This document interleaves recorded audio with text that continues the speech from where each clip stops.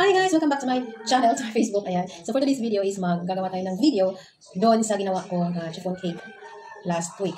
So may nag-request na gagawin ko daw ng video. So ang kailangan ko lang is 5 itlog. Actually, sa large egg is pwede na yung 4 na itlog. Kaso small kasi itong itlog na meron ako. So small hanggang 5. Ginawa siyang 5. Tapos isang lata ng condensed milk. Ayan. Tapos harina, all-purpose flour na 1 cup lang. So yun lang ang kailangan natin guys. 3 ingredients lang yan. So ngayon, ang una natin gagawin is i-separate muna natin tong egg yolk at saka egg white. Yan, ito siya lagay dito. Hindi pwedeng masagulan ng egg yolk yung egg whites guys kasi hindi siya magawang hindi siya maging meringue kapag may egg yolk. Yung mahirap gawing meringue yung meringue or meringue.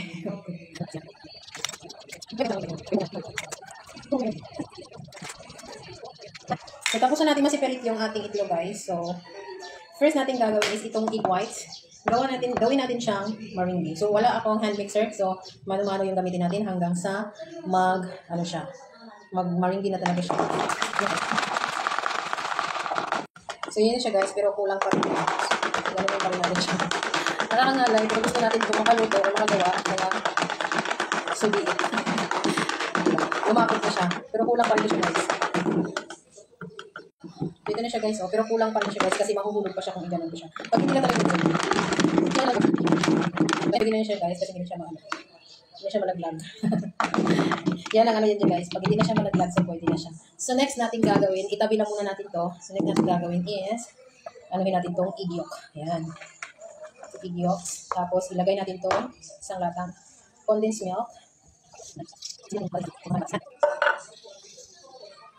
yan siya. Mix lang natin. Ito siya guys, ayan. Tapos maglagay tayo ng 1 cup ng harina.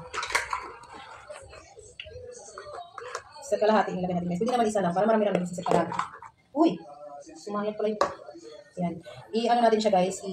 Salain natin yung harina para hindi tayo mahirapan mag-mix. Para hindi siya guys. Hindi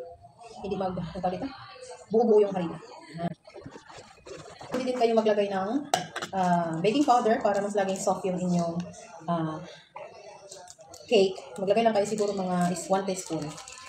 Ayan. Ang gamit ko dito ay calumet kasi yung calumet kasi guys, hindi siya mapait pag nadamihan mo ng lagay. So ayan, i-mix lang natin. I-mix lang natin hanggang mawala na yung lumps ng ating flour.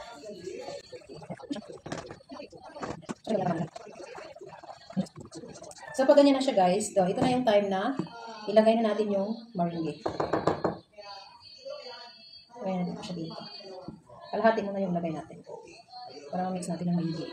Tapos dahan-dahan lang yung pag-mix natin guys para hindi masira yung ating meringue. Ayan. Lagyan natin yung isa.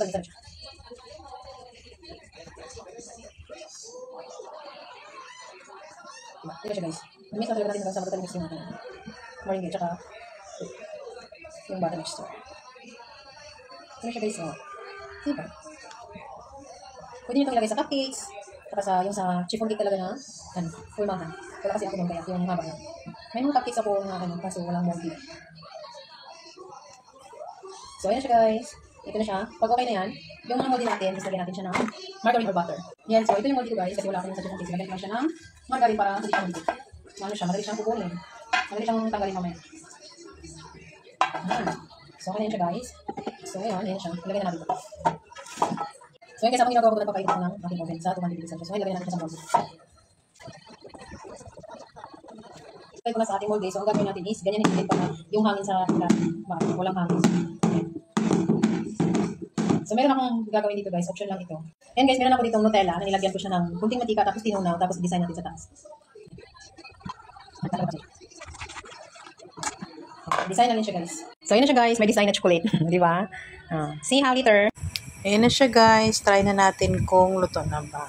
Pag may maiwan sa stick, hilaw pa. Pag wala na, luto na. Yan, luto na. Thank you for watching.